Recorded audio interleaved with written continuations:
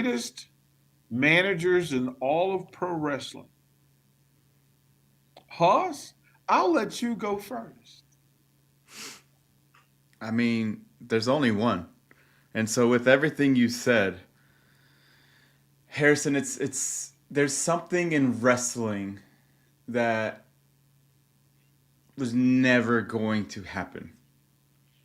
Wrestling is scripted. Wrestling is planned out.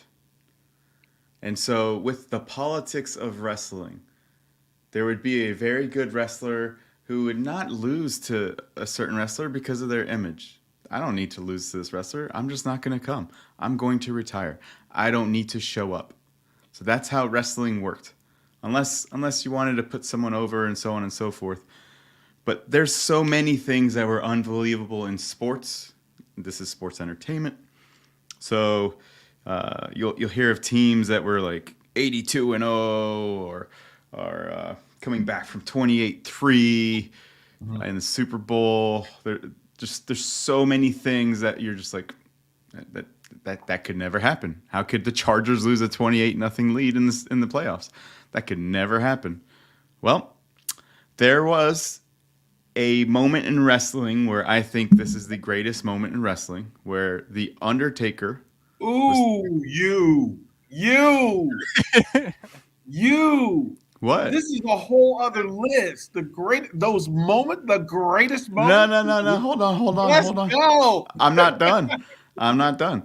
The Okay. Undertaker was 21-0, and we would text every year that okay, yep, cool. They're gonna put on a show, and someone's gonna kick out, and they're gonna do three of their finishing moves, and like he's gonna get from Shawn Michaels, he's gonna get a couple sweet chin musics, or from Triple H, he's gonna get this, and the Undertaker's still gonna sit up and rise and still win because the streak never dies.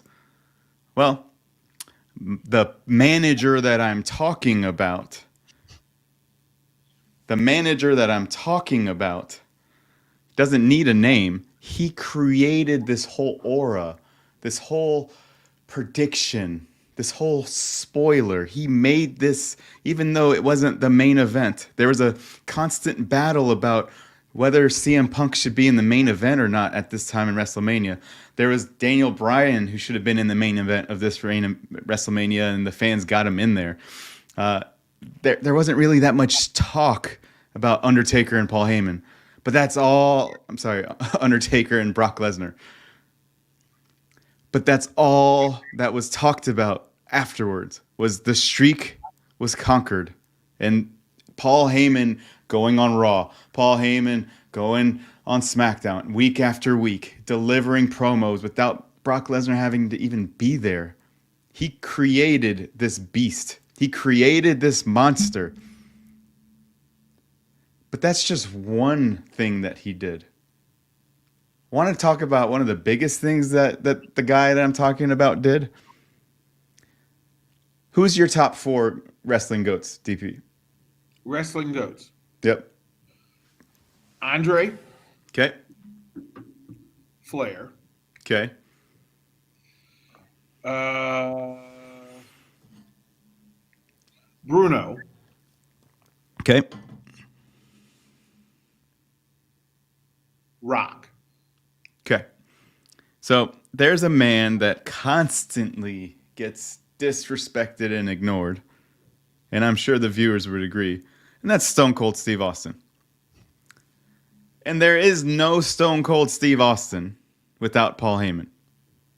There is no Stone Cold Steve Austin without Paul Heyman. Stone Cold Steve Austin got fired from WCW. Paul Heyman was his manager. Paul Heyman brought him over to ECW, and Paul Heyman gave him the avenue to be who he is. Incorrect. No. Historically incorrect. See, I'm old enough to remember stunning Steve Austin, who was determined day one that he may have been the best physical wrestling form ever created. That there was nobody that walked into a squared circle with the physical presence and athletic arrogance